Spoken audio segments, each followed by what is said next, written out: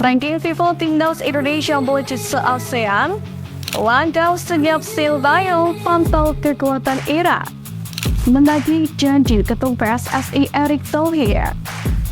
Hai, jumpa lagi di Halo Timnas yang akan menyajikan informasi terupdate mengenai tim nasional Indonesia. Simak berita selengkapnya berikut ini.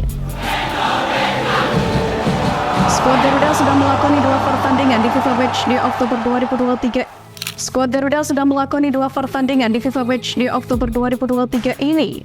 Hasilnya, skuad Garuda diperkirakan bakal jadi tim paling moncer di ranking FIFA bulan Oktober bersama dengan Myanmar. Sebab berkat dua kemenangan atas Brunei Darussalam, skuad Garuda menambah 16,95 poin berdasarkan data dari situs Football Ranking. Raihan poin tersebut membuat skuad Garuda naik 2 strip, di mana saat ini timnas Indonesia berada di ranking ke-145. Sementara itu, skuad Garuda dipastikan tidak akan melakukan evaluasi usai menghajar Brunei Darussalam di kualifikasi Piala Dunia 2026 zona Asia. Sebab Sintayong fokus ke putaran kedua. Masuk grup M di putaran 2, timnas Indonesia saat ini menempati peringkat terbawah di ranking FIFA. Namun dalam kesempatan ini, media Vietnam seolah menegaskan bahwa posisi tersebut tak mencerminkan kekuatan skuad Garuda. Seolah menilai timnas Indonesia masih menjadi ancaman serius bagi Vietnam. Bahkan seolah menilai persaingan di grup M bakal sulit ditebak. Atas dasar itulah, seolah menyebut perjuangan The Golden Star Warriors di grup F tak akan mudah. Memberikan pembuktian atas debutnya di timnas Indonesia, senior hoki Caraka mendapatkan pujian setinggi langit dari pelatihnya di PSS Sleman, yakni usai tampil apik bersama skuad Garuda. Pelatih asal Belgia tersebut juga memuji mentalitas hoki setinggi langit. Dirinya pun berjanji bakal bekerja keras untuk mengarahkan perkembangan penyerang muda asal Gunung Kidul tersebut. Rasa bangga pada hoki juga diungkapkan oleh legenda Chelsea sekaligus penemuh bakatnya, Dennis Wise. Sintayong mengaku melupakan pertandingan antara timnas Indonesia versus Brunei Darussalam karena Sintayong mulai dibuat pusing menatap putaran kedua kualifikasi Piala Dunia 2026 zona ASEAN. Sebab ia sudah mulai memikirkan organisasi permainan yang bakal diterapkan saat melawan rival-rival di grup F nanti. Hal ini karena lawan-lawan yang ada di grup F bukan tim kaleng-kaleng dan pasti bakal ada pertandingan sengit yang terjadi. Walaupun bakal menghadapi lawan-lawan yang berat, namun Sintayong dengan percaya diri memastikan anak asuhnya bakal tampil maksimal menghadapi persaingan di grup F nanti.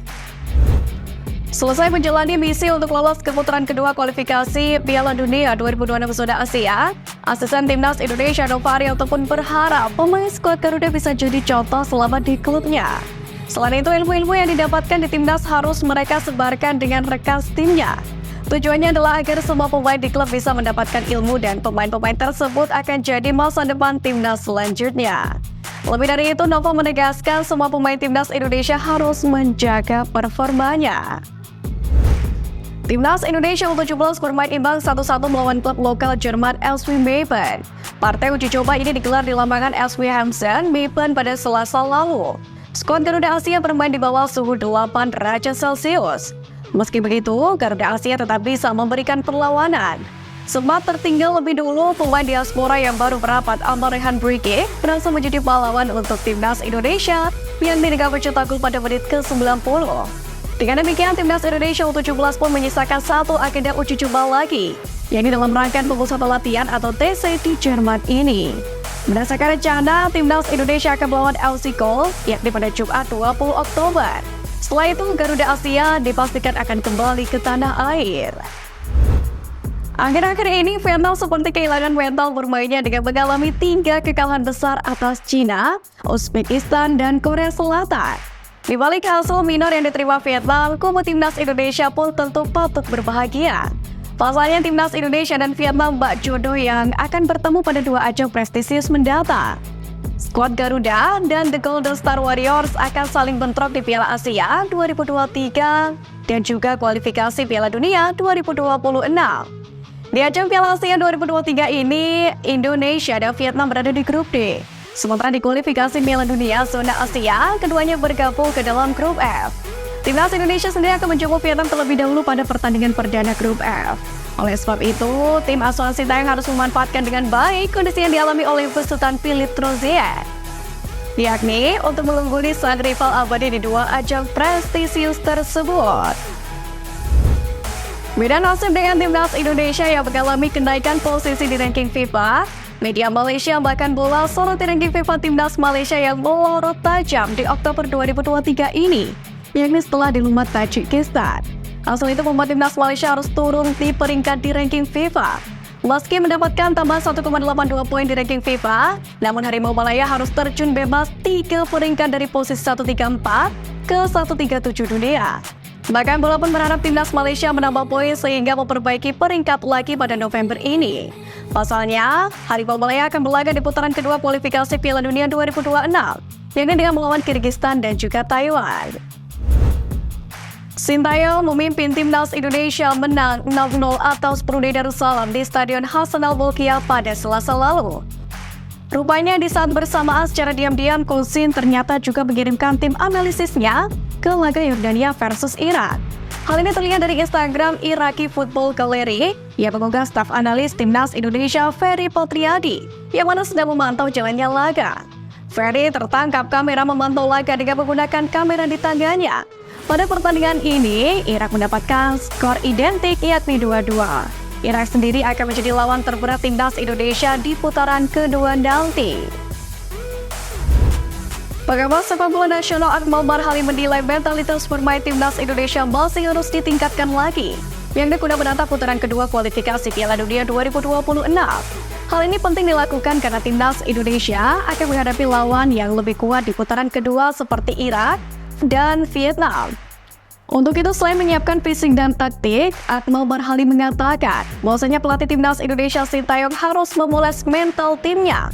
Apalagi skuad Garuda yang akan langsung berjumpa dengan Irak dalam laga pembuka fase grup F, yakni pada Kamis 16 November mendatang. Menurut dia yang juga menjabat sebagai koordinator Save Our Soccer atau SOS itu, skuad Garuda harus punya mentalitas yang siap agar lepas bermain di kandang lawan. Jelang bersua di putaran kedua, pelatih timnas Indonesia Sintayong memberikan pujian setinggi langit kepada Irak. Sintayong mengakui kualitas Irak berada di atas timnas Indonesia. Juru taktik asal Korea Selatan ini pun mengatakan laga ini akan menjadi sulit bagi skuad Garuda karena bermain di kandang lawan.